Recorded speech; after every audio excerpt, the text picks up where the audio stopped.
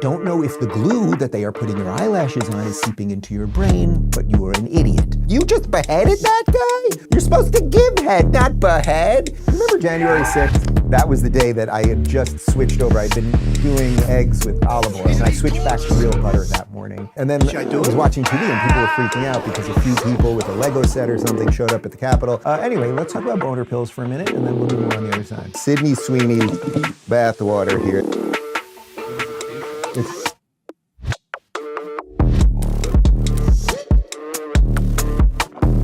That's pretty good.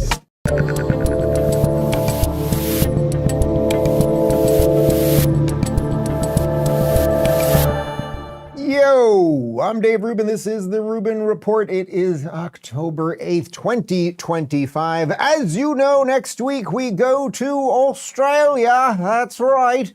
DaveRubin.com/events. You can join us in Melbourne, in Sydney, and in Brisbane. It's going to be a good time, and I'm looking forward to going down under. And today, I would say this is just a little bit of everything. Some of the left is wacky, some of the violent stuff, a dash of jihad. We're going to jump over to Canada and Japan even. We're doing a little bit of everything, and I would say the theme at the end is which way. I mean, it's a consistent theme we have on this show at this point. Which way, Western man? Do you want chaos? Do you want endless jihad? Do you want lawless cities? Do you want gender confusion and all of these things? Or do you want something that was pretty good that we had for a long time and we seem to just be handing off to all the bad guys? And we'll have to make a decision on that together, I suppose. But let's start with this video that was going viral yesterday. So Eric Trump has a new book out, and actually I interviewed him yesterday. It will be up on Saturday. And Eric has a book. It's called Under Siege. Under Siege, thank you. I was like, what was that movie with Steven Seagal? It's called Under Siege, and it's obviously all about the assault that his family has been under for about 10 years at this point. They have been just attacked every which way, shot at legally, et cetera, et cetera. So Eric has a book about it, and he's making the rounds, and he went on Chris Cuomo's show, and Chris was, let's say, less than fair when it came to which way and which side is always being attacked. It's a little bit of confusion that all these lefties have. Here you go. Do you think that it is fair to say it looks like the administration is going after its political opponents now and doing exactly what you say you oppose? What, Comey?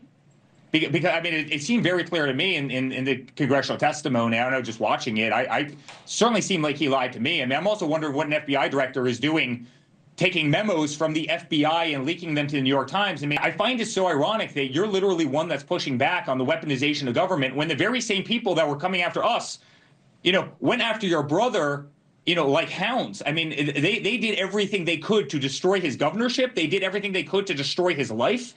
They did everything they could to destroy you. I sat in that same seat. The only difference is my last name wasn't Cuomo. My last name was Trump. They were trying to destroy my father. And by doing that, they were trying to destroy me, and they were trying to destroy the Trump organization. They were trying to take all our assets and strip our name off of every building in New York City. Yeah, that's what they were trying to do. They were trying to make sure that not only would Trump potentially end up in jail, would potentially end up bankrupt, that his companies would not be able to do business in New York City. The entire Trump family, which basically almost single-handedly built the New York City skyline from the 80s on, none of them live in New York anymore. None of them do business in New York anymore. Don Jr. lives down here in Florida. Eric lives down here in Florida. Ivanka lives down here in Florida. Trump lives at Mar-a-Lago down here in Florida. These were all New York people who were helping build a once great city, on top of the, that they tried to shoot him and that they tried to make a giant Russia scandal around the guy and pretend that he didn't actually win the election and he was a Russian stooge and all of these things. So Cuomo was a little confused as who the bad guys are there, but then here's where it got hot. I'm not playing coy. I know what happened to me, Chris, Eric. I'm saying that and what is happening now looks like what was done to you. That's why I'm asking the question. Did we raid Biden's home? Did we try and bankrupt Biden? Did they come after us? Did we weaponize every AG and DA, against Biden? Did we do that against Hunter Biden, who had a laptop from hell, pictures of cocaine, illicit drug use, prostitution. Did we do that? Did we make up a dirty dossier about Biden? Did they try and destroy Biden's marriage? Was any of that true? I mean, did we make up stories that Biden had secret servers in the basement of his home communicating with the Kremlin in Russia? Did we strip Biden off the ballot of multiple states? Did we take Biden off of Twitter and Instagram and Facebook and try and silence his voice so he couldn't communicate? Did we put Biden in a courtroom every single day? 91 felony counts that have all been overturned for my father now, right? For nonsense, to try and keep him off of a campaign trail and to try and destroy his life. Did we do any of that? All right, putting Cuomo aside, Eric does a bang-up job there because he just kind of lists everything that the machine threw at Trump. The one that you kind of forget about at this point that now seems even crazier than ever. Like, it's one thing, okay, the Russia, okay, they tried to go after him for loans that weren't repaid, that were repaid, and all the business ties, like all that stuff, fine. The one that we probably should all be thinking about a little bit more, because many of the same people are still in charge of these companies, is that they literally kicked the sitting president off Twitter, Instagram, YouTube, Facebook, et cetera, virtually within 24 hours, all of those sites. And that was corporate collusion against the sitting president of the United States at the time. And were there deep state ties to that? The answer likely is yes, but Trump survives all of that stuff and then becomes president again. And by the way, it wasn't just Donald Trump and his sons that they were going after. I mean, look at this mashup of headshots. I mean, these are all Trump people. Some of these are lawyers, some of these are associates. Obviously, you recognize some of the faces there, like Rudy, who all were taken in for mugshots and gone after by the former DOJ. And speaking of the former DOJ, listen to this from the Gateway Pundit. Joe Biden's FBI and later Jack Smith, who was the special counsel for the president, spied on 8 Republican senators during the Arctic frost investigation into January 6th. Republican senators Chuck Grassley and Ron Johnson earlier this year released new records detailing the FBI and DOJ's sweeping investigation that formed the basis of Jack Smith's D.C. case against President Trump. Grassley and Johnson previously blew the lid off another sham investigation orchestrated by Biden's corrupt Department of Justice and compromised FBI. According to the documents released earlier this year, the FBI and DOJ weaponized their power to target President Trump, former Vice President Mike Pence, and their allies through a probe dubbed Arctic Frost. Operation Arctic Frost was a taxpayer-funded witch hunt launched in April 22 that seized government-issued cell phones belonging to Trump and Pence while conducting a barrage of interviews across the country. Now this, Jack Smith tracked private phone calls of 8 GOP senators, and we just mentioned some of those names, and here's the official document from the FBI, and this includes Mike Kelly, Lindsey Graham, Bill Hagerty, Josh Hawley, Dan Sullivan, Tommy Tuberville, Ron Johnson, Cynthia Loomis, and Marsha Blackburn. So, to put this in like the cleanest possible terms, the previous Department of Justice not only largely, if not wholly, fabricated a dossier that then they used and laundered through the mainstream media to take down the first Trump presidency, but it was even before that because it was the incoming Trump presidency. Then they were spying on senators and Trump's colleagues via private phones at the exact same time. This is a problem, and if it doesn't get cleaned up, it will continue to happen. However, we have a new sheriff in town, and Kash Patel is now saying that accountability is finally coming. We found this information to expose the politicization by Jack Smith and the prior Department of Justice. I mean, just think about it. 8 sitting United States senators. Phone records were gathered and subpoenaed through the grand jury process, and it was buried and wormholed. It was the hope that no one would find it. So we're just scratching the surface here, but accountability is coming. You're darn right I fired those agents. You're darn right I blew up CR-15, the public corruption squad that led the weaponization at the Washington field office. We're just warming up, but we are running our investigations to the ground. We are finding every single person involved. We will not leave a single room locked. We will go in through all the prohibited access requirements, and we will find the material and show the American public, like we have done in this FBI, more transformative and transparent than any in the U.S. history, to bring accountability to the American people. And we will work with our partners in Congress, who should be furious at the prior administration's leadership and weaponization and singular politicization of law enforcement. So there's a couple things here. First off, on the cell phones of these congressmen and senators who, as far as I know, were not accused of anything, do you want a secretive Department of Justice to be able to spy on our senators and congressmen particularly without oversight? Do you want that, especially when it's hyper partisan, as obviously the Biden DOJ was? That's one part.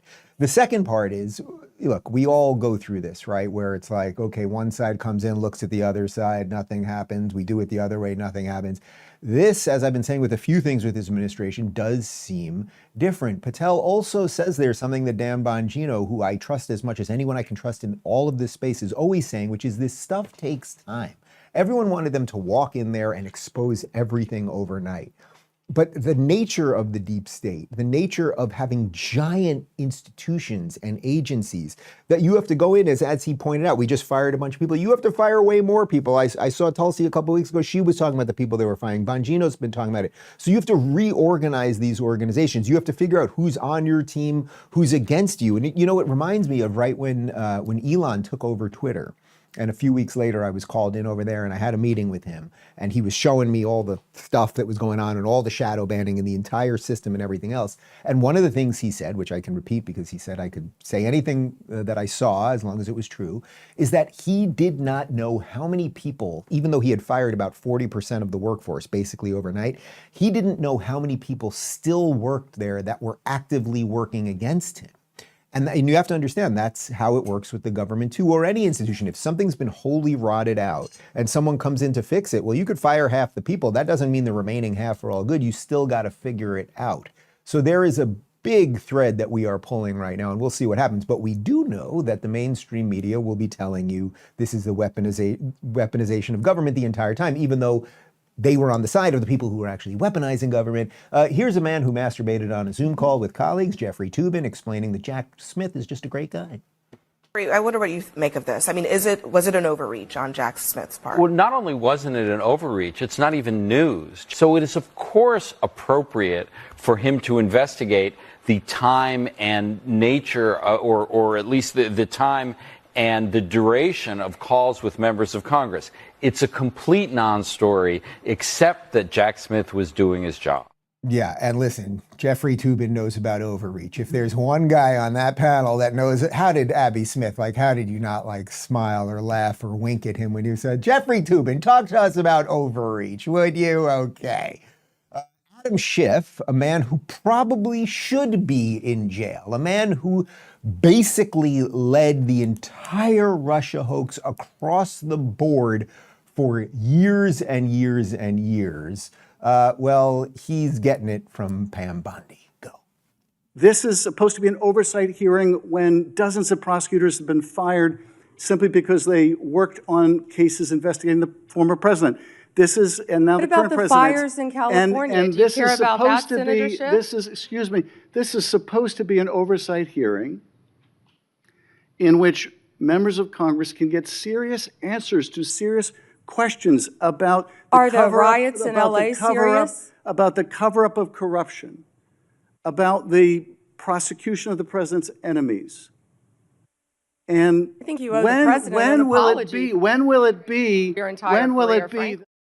Schiff is just a piece of work. It's an oversight hearing about the Justice Department, basically, a cover-up of corruption. Well, we're trying to uncover the deep, deep corruption that you were part of when you were trying to jail a sitting president of the United States, right? That's what they are actually looking into. And of course, look, he's a congressman from Cali, so it doesn't matter if Cali is burning or if there's riots or if they're giving health care to illegals or a meth addict raped a grandma. It's Cali, we just put up with all of that. But what do they have to do as this stuff gets exposed, as their corruption gets exposed, as we go into these institutions, fire these people, and then start realizing, boy, there was a 10 year witch hunt around Donald Trump. And there were a lot of bad people involved in that. What do they have to do? Well, they have to do the one thing that they always do, which is ratchet up the fear around Trump. Here is Connecticut Senator Chris Murphy doing just that.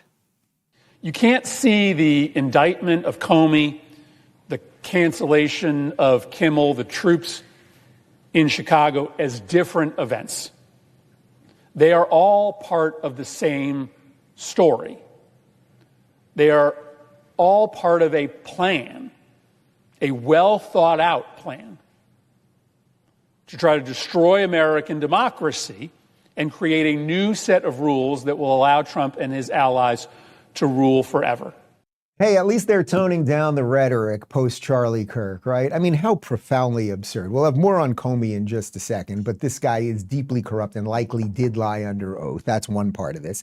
But we have to connect James Comey with the cancellation of Jimmy Kimmel. Oh my God, poor Jimmy Kimmel, $16 million a year, had to take a 3-day vacation because he said that the person who killed Charlie Kirk was a MAGA supporter. Oh my God, you can see how horrible that is. And then what's Donald Trump also doing? He's sending troops into Chicago so less black people get killed, that freaking Nazi. You guys are just terrible and nobody's listening to you anymore. And here, this just broke about 20 minutes before we started the show today. James Comey has officially pled not guilty to lying under oath. A judge moments ago in a hearing that we did not think would last long, and apparently that is the case. He has entered a plea of not guilty to 2 charges, federal level now. Our producers inside the courtroom say the former director accused of lying to Congress, obstructing a congressional proceeding, entered the plea moments ago in front of the judge, Michael Nachmanoff, appointed by Joe Biden. Not guilty on both federal charges. He's accused of lying in front of Congress back in 2020. So that is the update inside the courtroom. And while that's happening in...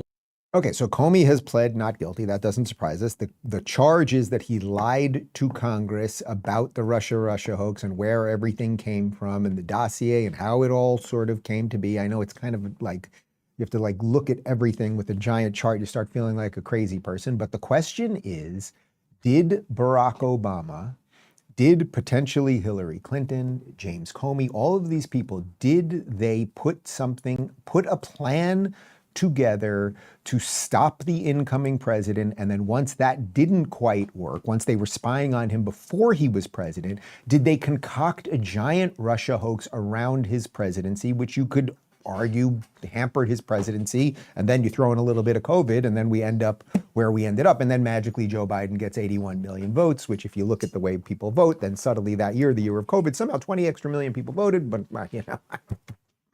Let's talk about Perplexity AI, and then we will have more on how the machine runs cover for all of the bad people.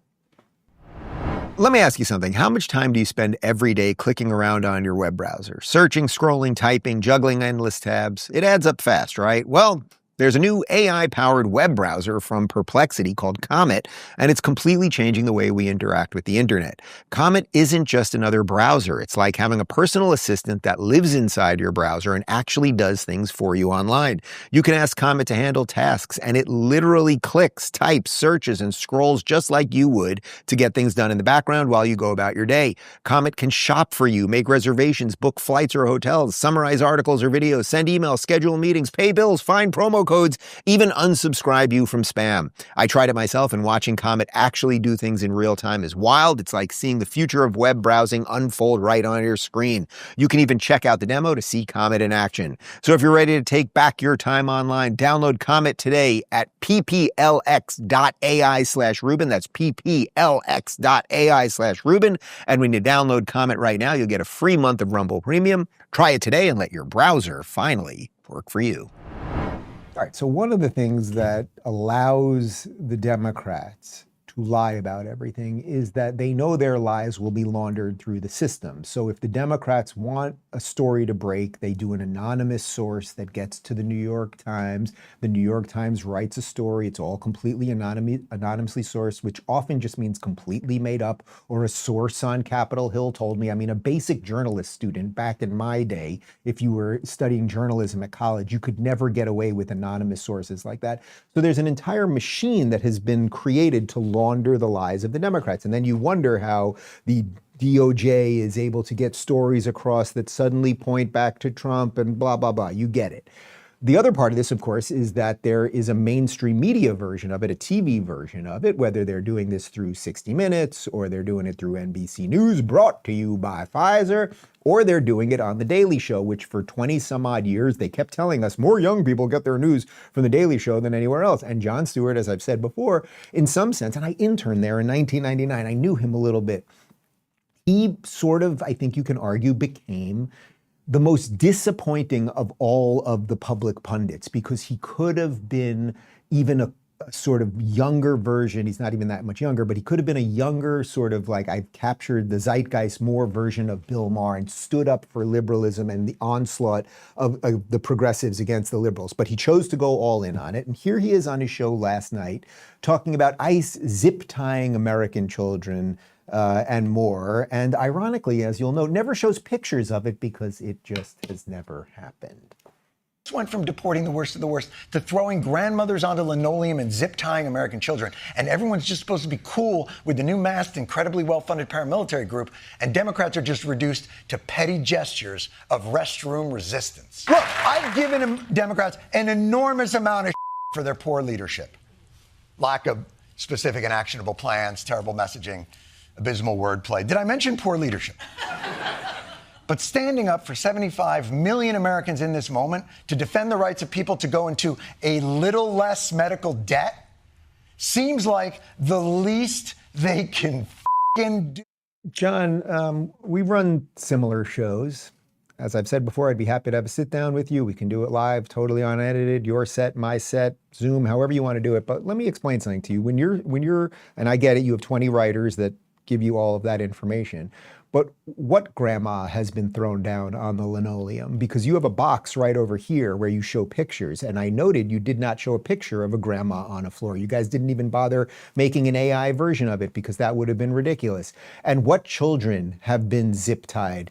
Box right over here. Why didn't you show a couple? You could have showed a little scrolling, Connor. We have that sort of technology. You can put pictures in boxes and it illustrates what I'm saying. And sometimes if I'm saying something true, it's very easy for them to put a picture right over here. But notice you didn't do that because you're completely making it up. And what this leads to is a radicalized Democrat Party that can basically say anything, nobody that puts them in check, and then they just get crazier over the years. So let's go to our time machine. We got the 1.21 gigawatts of power. We got the flux capacitor.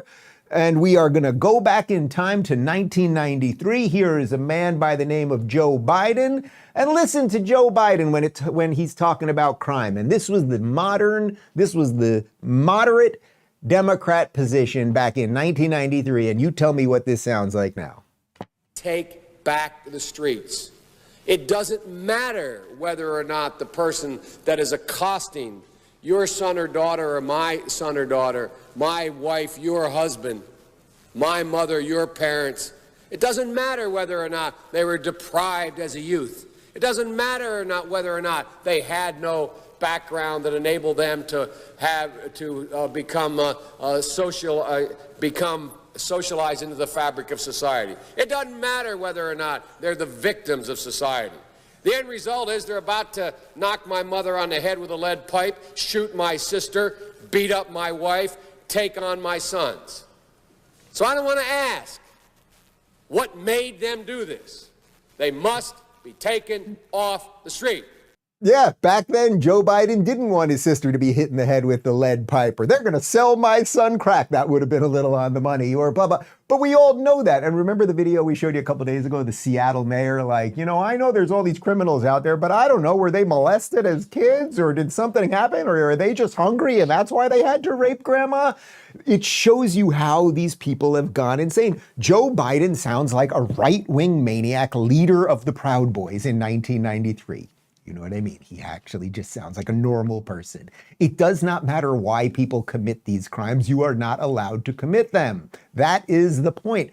But because the Democrats refused to stand up for liberalism, and then because of what I just illustrated before, that there was nobody to check them. There should have been. Maher's the only one, really. I would say I tried it 10 years ago when I was part of the left, and there's a couple other people, but they had no checks and balances across the way, and the radicals have completely taken over to lead you to a group of retarded people, which is a perfect segue to The View.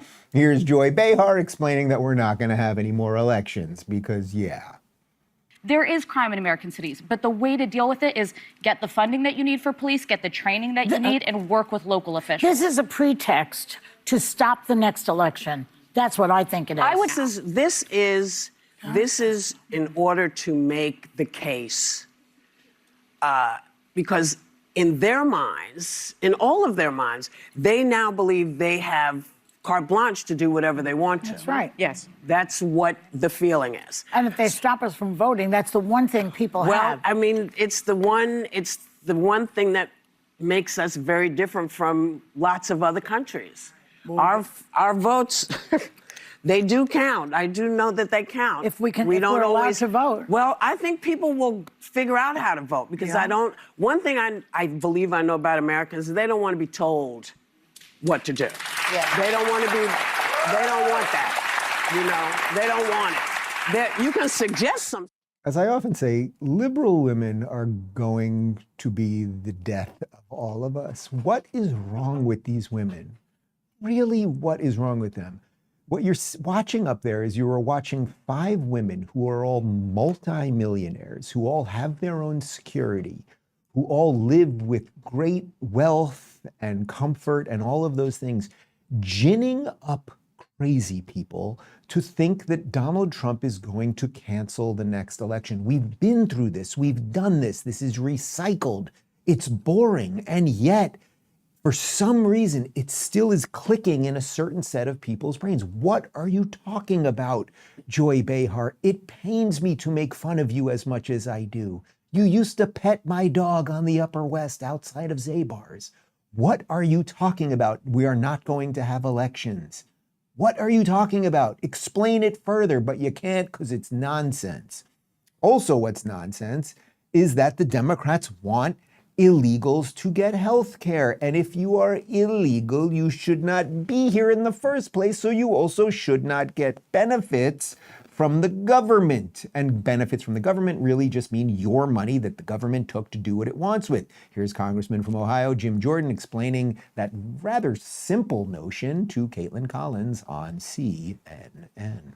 If premiums jump, people can't afford it. They don't have health care. And then the burden on people who are sick and need that coverage is higher. I tell you what the Democrats want. The Democrats want health care for people who are non-citizens. That's driving up health care costs too. Don't change the subject from the subsidies. No, the subject is you're talking about health care, and all I know is Maxine Waters said we want health care for illegal immigrants. But I'm talking about the subsidies themselves. Every single Democrat presidential candidate back in 2020, they asked him, how many of you will support health care for people who are non-citizens, for illegal immigrants? Everyone on stage raised their hand. Kamala Harris raised her hand. Joe Biden raised his hand.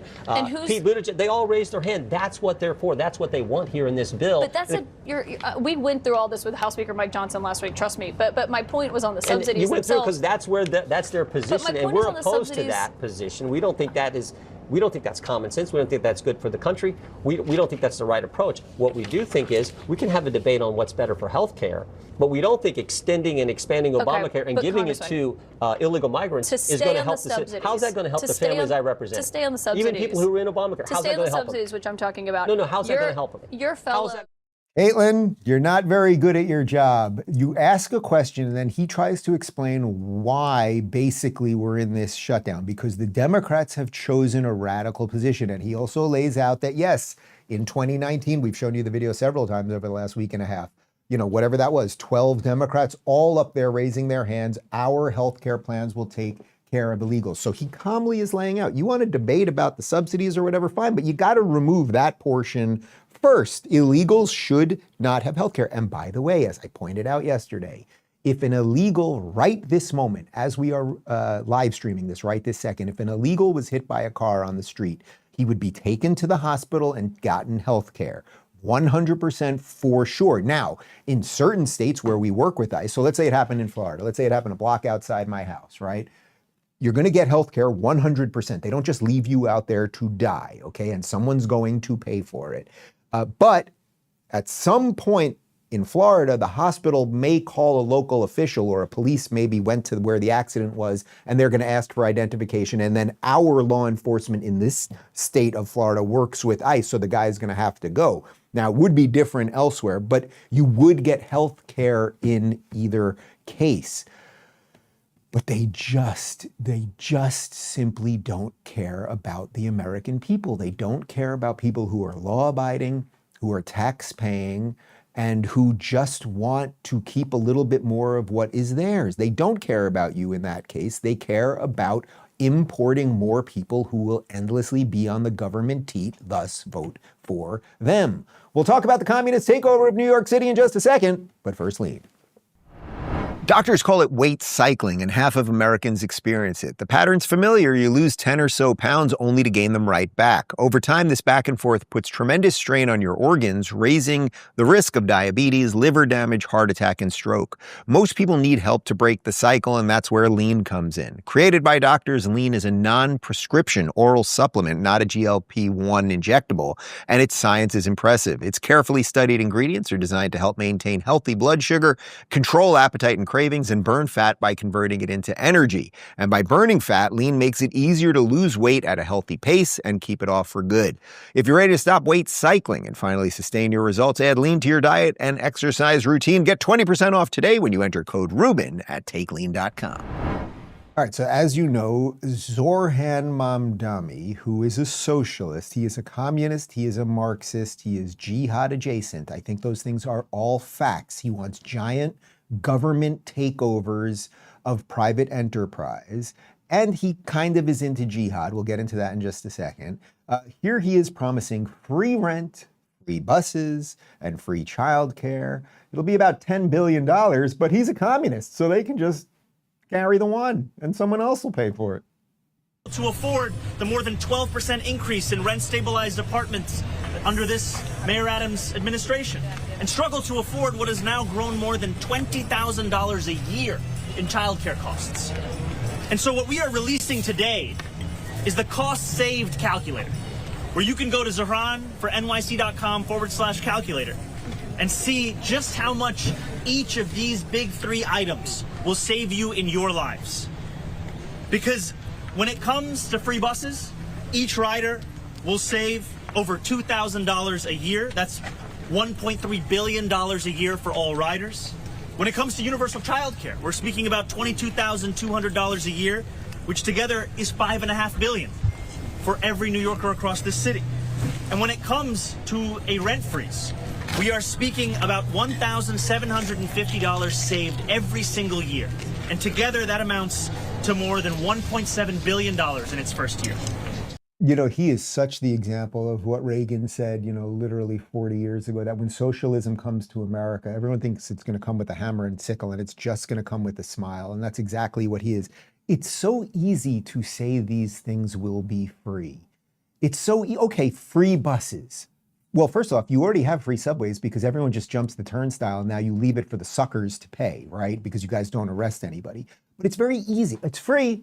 We're good, guys. It's just free. Well, okay, are you going to pay the people that drive the trains? Are you going to pay the bus drivers? Are you going to pay the people who have to fix the machinery when it breaks down and everything else? Where does that money come from? So nothing is actually free. When you say it's free health care, okay, does the teacher get paid? Does the babysitter get paid? Does the janitor in the building get paid? Like, does the electrician who keeps the lights on get paid? So nothing is free. What you mean by that is you are shifting where the money comes from. Now, ironically, and we know this is already happening, a huge amount of people who are already overtaxed beyond imagination. They pay New York state tax, New York City tax, they pay federal tax. If you live in New York City and you are wealthy, and it's not even that wealthy, right? If you have $1 million in your pocket, which yes, 99% of people would love to have that. But if you have $1 million in New York City, you're not walking around like, oh my God, I'm what was that movie that Russell Brand did, the remake? I'm not Alfred. What was his name? Arthur. Arthur, thank you. Like, it's not like you're not just in a tux, like drinking champagne in a limo. Like, it's just not like that. But we know that the wealthy people are leaving en masse. So the tax base, everything's free, except the people who are paying for the free shit, they're leaving. They're coming down here and building businesses in Florida. And also think about, okay, so you have the, I had that special caffeinated drink this morning. We ran out of regular iced coffee this morning, and I'm on some sort of carbonated something they put me on. It's working, obviously. But okay, so put aside, okay, the bus rides are free and the subway is free. Think about rent freeze. It sounds good. We're gonna freeze rents and everyone, that way you won't pay more in rent. And it's like, okay, that does sound nice. Except now pretend you're a builder and you wanna come to New York City and build things and you wanna have new innovative ways of building things. Are you going to do it in New York City where they're going to tell you artificially, we've decided this is how much you can charge for these apartments? Oh, and it doesn't matter how much competition there is really because the system has baked in the price of these things. You think the best builders are going to be like, I'm going to New York and I'm going to do some really cool shit. No, of course they're not. Where are they going to come? Well, you know where they're going to come. And that is basically where we are at with this ridiculous buffoon. But it gets worse in New York City because it's not just the communism stuff, which is there and it's on the way. And the fact that Andrew Cuomo is the last firewall that they have to stop this guy is just bananas, but it is what it is. The other problem is that there are literal jihadists. There are terrorist supporting maniacs running all over New York City. So obviously yesterday was the 2-year anniversary of 10/7, which, as I keep saying, you don't have to care about the Jews and you don't have to care about Israel. But from an American perspective, you might care that 47 Americans were killed. But here are the jihadists running rampage throughout Hudson Yard in New York City yesterday.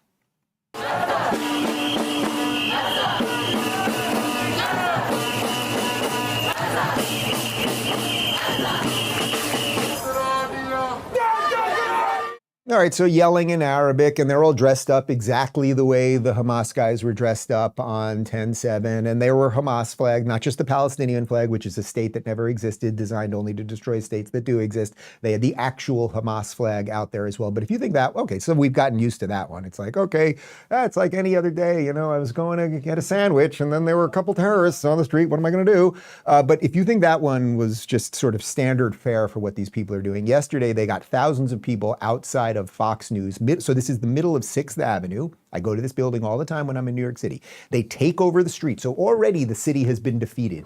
They literally can just shut down 6th Avenue whenever they want, and nobody does anything. And they dress up like terrorists. And yes, they promote terrorism. Listen to this. We did not act enough. We did not act enough. If we acted enough. If we acted enough. The headline behind me would read. Gaza has been liberated. So our work is not done. We must show up. Stronger than we did the first October 7th. Louder than we did the first October 7th. Make it clear that we are not going anywhere. Okay. I am caffeinated, and I do want to be sarcastic fun, Dave. That's the Dave I like the most. We did not act enough. That's an interesting thing. I don't know exactly who that guy is. I'm sure people are looking into it right now. We did not act enough on October 7th. So you work with Hamas? Are you a Hamas member? Our work is not done. We will be stronger than the first time around. So kill more people. And that is happening in New York City, and it ain't going anywhere because New York City is going to do jack shit about it. And even if by miracle Cuomo became mayor, he would do jack shit. So if you are sane, you should leave New York City, at least for now. That is just the reality of it. I think everyone's sane in America, which is most Americans. I think this is the position most people are in. So it seems like, okay, they're just basically right now, it's kind of like they're just kind of going after the Jews, and it's annoying to get a sandwich because they took over 6th Avenue. But the Jews are usually the canary in the coal mine here. So they're kind of freaking out the most, and they'll flee the first. And they'll also be the first ones to get killed there when the pogroms and they reinstate Kristallnacht in New York. That's how it will work.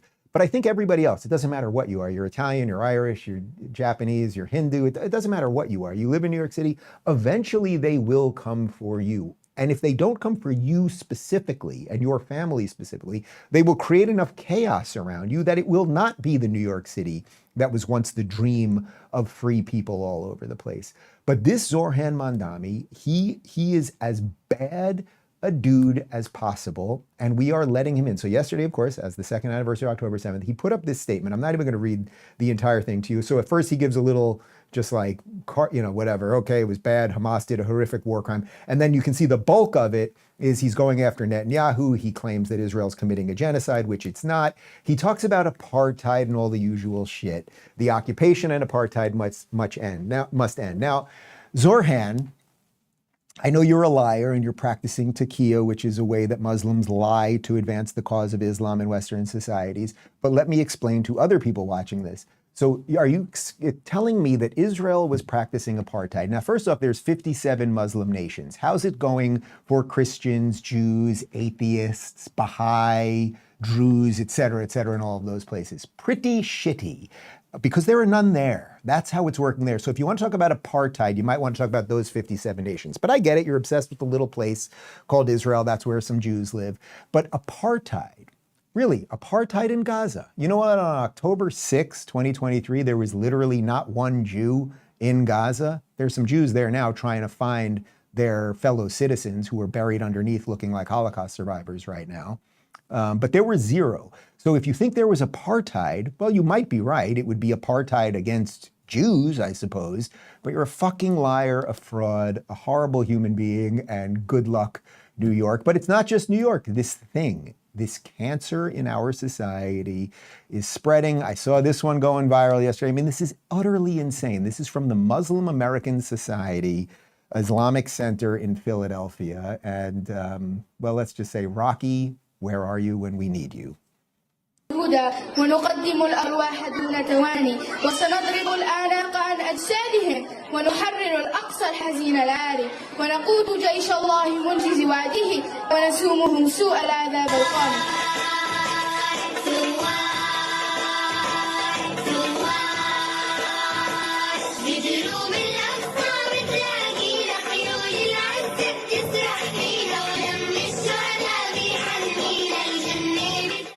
For those of you listening on the audio podcast that are not fluent in the horrific calls for jihad, that was a bunch of kids, probably 5 to maybe 10 years old, calling for jihad. They're going to flood Al-Aqsa Mosque and blah, blah, blah. That's in Philadelphia, home of the cheesesteak and Rocky.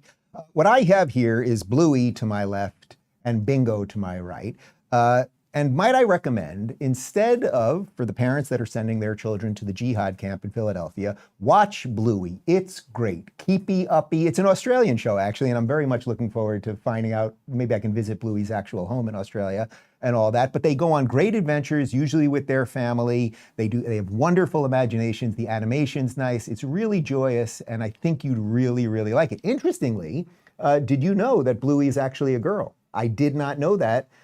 We thought Bluey was a boy, but she's just a girl, not a girl boy or a boy girl or anything. They're both girls. We did not know that originally. It's all good. And I would say that is more formative and better for children than what you're doing. I should have the kids watch the show. I just watch it myself, but you know.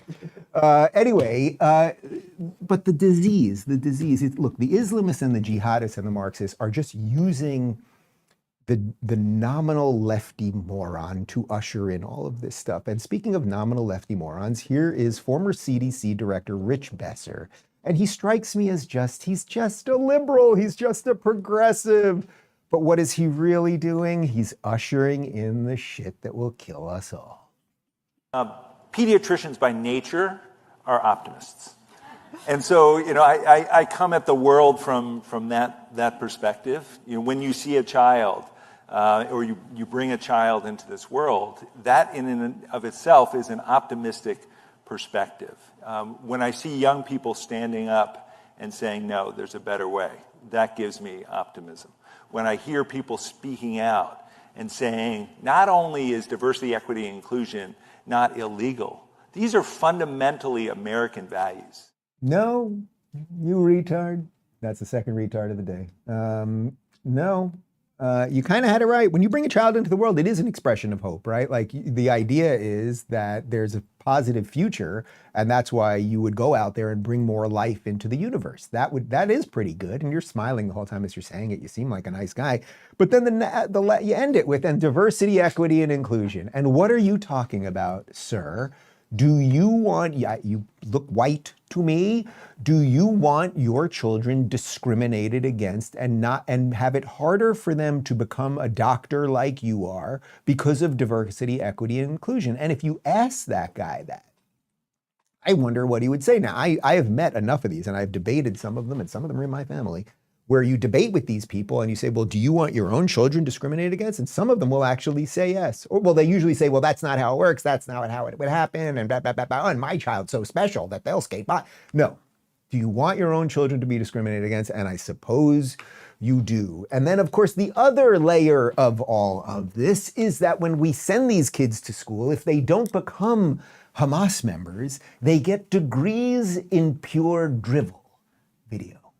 Hi, my name is Kayla. I'm graduating from NYU Gallatin, and my concentration is economic inequality in the U.S. and Caribbean. Period.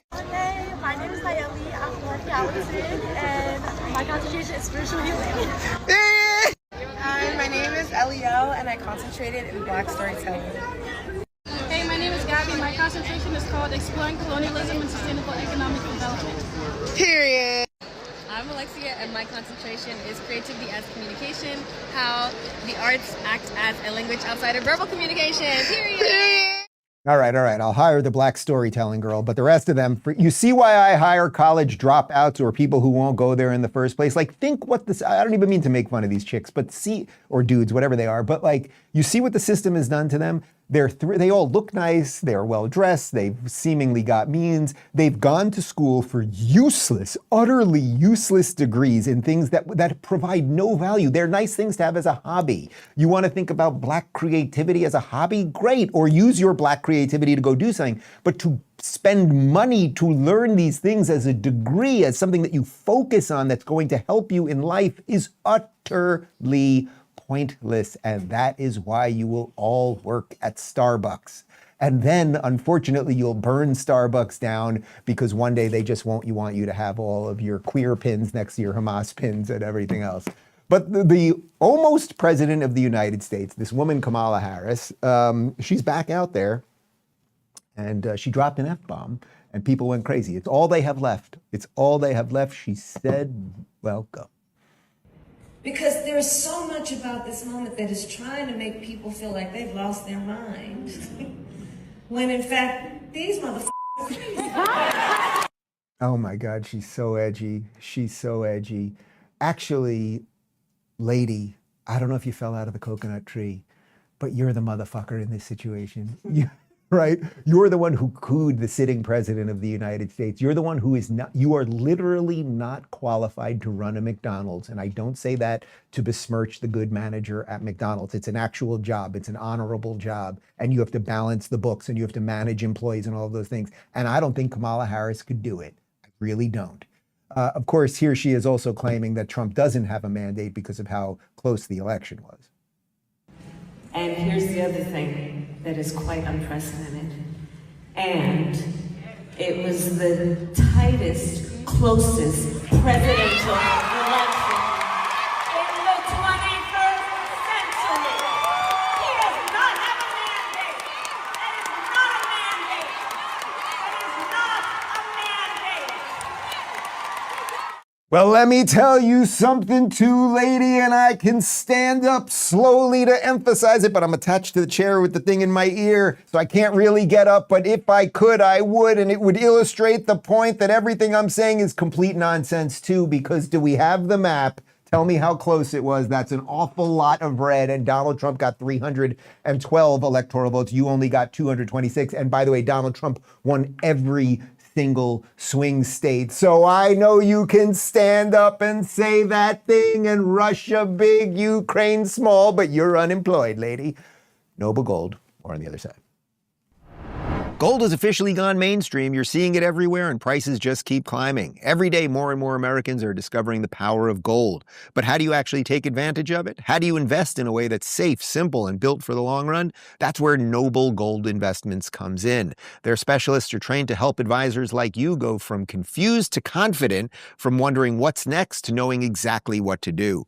Whether you're looking to roll over an old 401k into a gold IRA, or you want physical coins and bars delivered right to your home, Noble Gold makes the process simple, secure, and stress-free. You'll get step-by-step guidance, transparent pricing, and U.S.-based service from a trusted team that's handled over $2.5 billion in precious metal transactions. With Noble Gold Investments, protecting and growing your wealth isn't just their job, it's their commitment. Visit DaveRubinGold.com today to claim your free wealth protection kit. That's DaveRubinGold.com. Noble Gold, helping you build a stronger future. That lady who got up slowly and started yelling and said nothing that is even close to bearing anything near reality, she is not the president, thankfully. Donald Trump is the president, and he is fixing an awful lot of things very, very quickly. Listen to this from Fox Business. President Donald Trump defended his use of tariffs as a corrective to what he called years of trade imbalance, saying Tuesday that the U.S.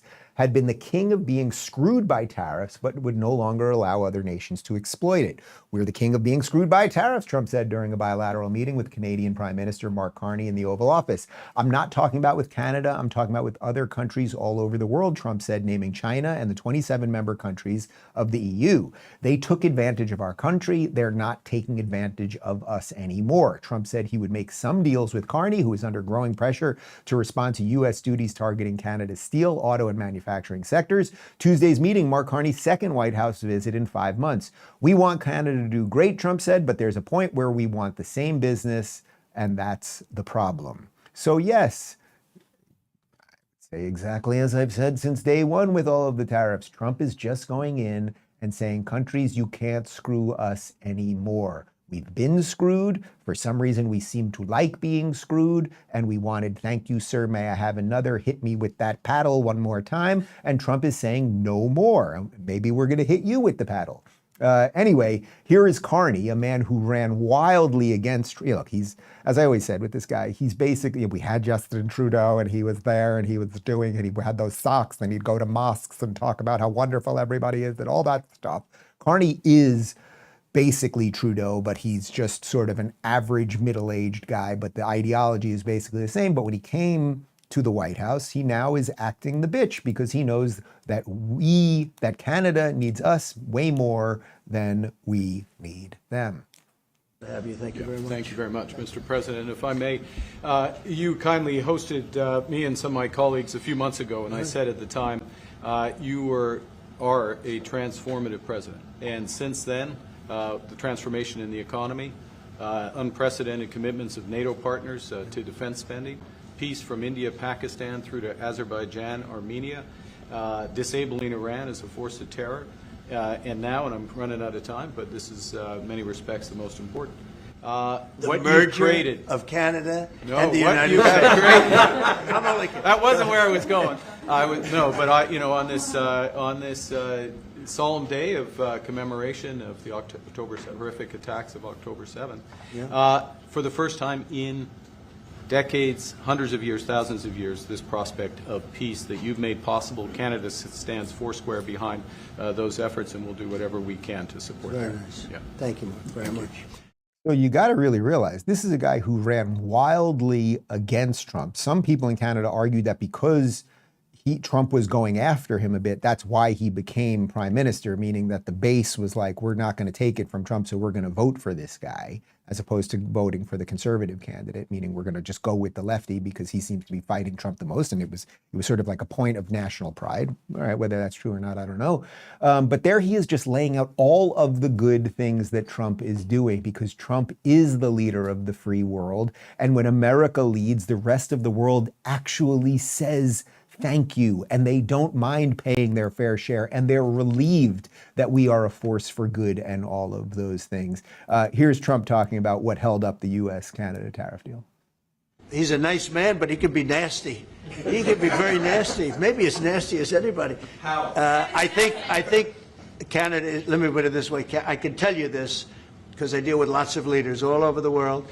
He is He's a world-class leader. He's a man that knows what he wants, and I'm not surprised to see that he won the election and won it substantially, and I would think he's more popular now. He's a good man. He does a great job, and he's a tough negotiator. So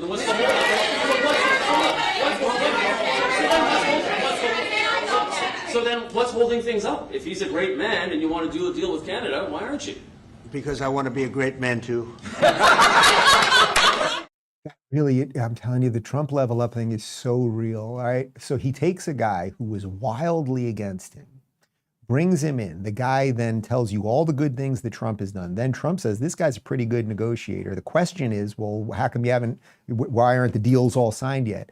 And Trump, with the joke at the end, is like, well, I'm still the boss man, so we're gonna have to work this shit out because I care about America first, and that is quite good. So what we are in the midst of right now is watching all of our allies and some of our foes kind of fall back in line, as opposed to just being the endless piggy bank for the world, showing no leadership, giving money to the Iranian regime, all of these things. We're actually working with allies again. We're making them pay their fair share. We're offering them guarantees if they play along with us. We're not getting screwed on these big deals anymore. And yesterday on Ben Shapiro's show, Israeli Prime Minister Bibi Netanyahu was on, and he talked about why it is good when the U.S. has allies and when the U.S. leads. Well, let me first start with the America First. That's a natural position. It would be unnatural to have a different position. But America First doesn't mean America alone, because all countries need allies. Superpowers need allies. China has allies. Russia has allies. And if you're without allies who may develop the technologies that are needed for your defense, or the technologies that are needed for your offense, or the intelligence to save your lives, why forfeit yourself of these allies? The problem that you've had over the years, the United States, is that you didn't have these allies pulling their weight. And Israel is an ally, it's a fighting ally that pulls its weight. Not only that, not only do we fight, we don't ask for Americans to bring boots on the ground. We've done the job of defending ourselves pretty well, I'd say, over the last 77 years. So that the interview is quite good. If you haven't seen it, you can check it out on Ben's channel. And the overriding point is exactly the point that Trump's always making. We can figure out how to lead. We are the superpower, and thank God America's the last superpower. That doesn't mean we need to be bouncing all over the world and nation building and all of those other things, but it does mean what Trump said when he was in Saudi Arabia, what was that, about 6 months ago or so? When he said, listen, we're not here to tell you all how to live. But if you want to largely get on board the American project, if you want to share in freedom and if you want to get into our capitalist markets and have some of the protections of the United States, then work with us. That's what an ally will do. Or you can be against us, and it will be up to you. And what also is happening since Trump has been reelected is that other countries, some of them are falling on the sword. I would say places like the UK particularly are just going down the wrong path with all of this. But other countries actually are starting to stand up for themselves. One country that we don't talk about that often, and it is the place that I have not been in the world that I want to go to more than anything else, we're already working on it for 26, is Japan. And Japan has a new prime minister. Hopefully I'm going to pronounce her name correctly. It's Sanae Takaichi. I'm sure I'm butchering it slightly. But listen to this information. This is from Michael Goolsby on Twitter about her. Japan just elected a ride-or-die badass prime minister, a biker chick and heavy metal drummer who rode her Kawasaki out of the 80s and into Japan's highest office. Forged in chrome, grit, and fearless courage from the same fire as Trump, the world needs more like her. Here is video of Sanae Takaichi's reaction to the announcement that she will become the prime minister of Japan. Therefore, it has been decided that Ms. Sanae Takaichi is the duly elected candidate.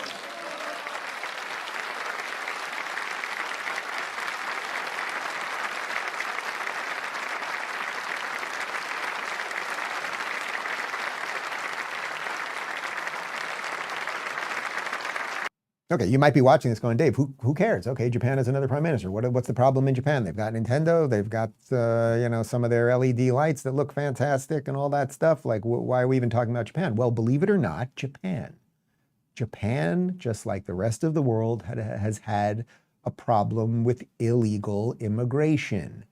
And Sanae Takaichi was elected to get rid of the illegal migrants Here she is on that. I intend to thoroughly reconsider from the very beginning how we can effectively build peaceful, harmonious, and mutually considerate relationships with individuals from other nations and cultures. We need to seriously reconsider this particular policy of bringing in, year after year, large and distinct groups of people whose culture and everything else are so profoundly different from our own. Those individuals who come here primarily for economic reasons and then falsely claim to be refugees will be properly and swiftly sent back to their countries of origin. In addition, those who are staying illegally will also be required to strictly abide by the law. Isn't that wild? That is basically almost as if you could take a Donald Trump speech from 2015 in America and now you can apply it to a 2025 speech from an incoming prime minister of Japan. And by the way, Japan, like every single nation on earth, has a right to defend its borders, has a right to defend its language and its culture and its customs and everything else. They don't owe anyone else anything. And if they want to continue to speak Japanese, if they want to continue to eat sushi and make Nintendo, and that guy Jiro, is he still alive making the sushi? Is Jiro still alive? Yes. He's still alive. What's that show? What was the movie? What was the doc? Jiro loves sushi. Everyone loves Jiro. Whatever it was called. The point is, Japan can be Japan, and it can be Japan for Japanese people. They're saying she is more conservative than previous Prime Minister Shinzo Abe, who he was the one that got killed, right? I mean, I think he was murdered not too long ago. But I thought this was quite interesting from Bad Hombre on X. All it took was 20,000 Africans moving to Japan for them to say, yeah, we're not doing that, and elect the most hardline person they could find on immigration.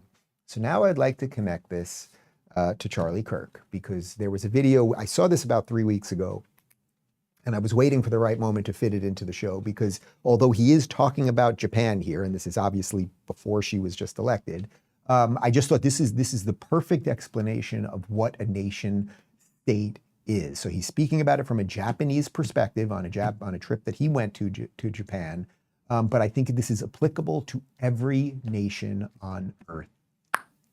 Japan is a very unique country, and Tokyo might have been the most impressive city I've ever visited.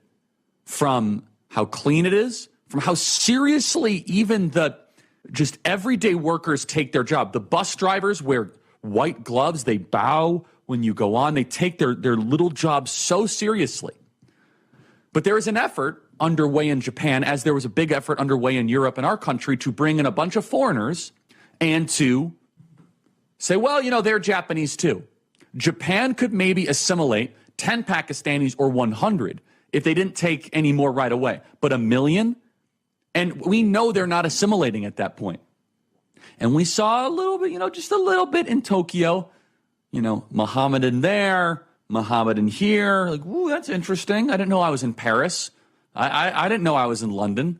But the point is this: if you do not have a picture of national identity, then you're going to be in a lot of trouble. Now, America's picture of national identity is different than Japan's. Japan is tied to their ethnicity, and that's okay. It works for them, and it's unbelievably impressive. We have a different picture of national identity. We are, of course, a people and also a propositional nation. We're both. Japan is something different, though, and they should be allowed to be different. Japan is not a propositional nation. Yes, and that is the perfect explanation of what a nation state is. And in some cases, like in Japan, it is tied to a specific ethnicity, and those people have the right to keep the borders and their culture as they see fit. And then, as Charlie describes, we are a propositional nation, so it's not specifically tied into an ethnicity. But the proposition is that if you come here, if you become a citizen of the United States, that you will buy into, you will fundamentally believe that our founding was good. You will buy into the protections that our Constitution and our Bill of Rights afford you. You will look at our Declaration of Independence and realize why it was so transformative the world around and why it's still important to this day. And then we can have a society where it won't really matter if you happen to be Asian or if you happen to be black or white or Jewish or Muslim or anything else, if we all are buying in on that. That is the proposition. The problem is we now have people across our country who are not buying into that proposition, like this video we showed you moments ago.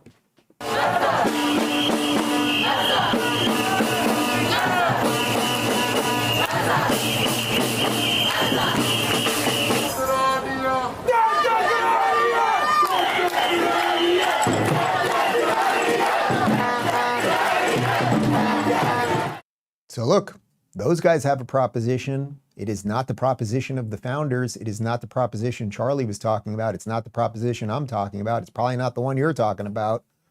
What are we going to do about that? That's where I leave you. Post-game show, 30 seconds, rubinreport.locals.com. Thanks for watching. More tomorrow.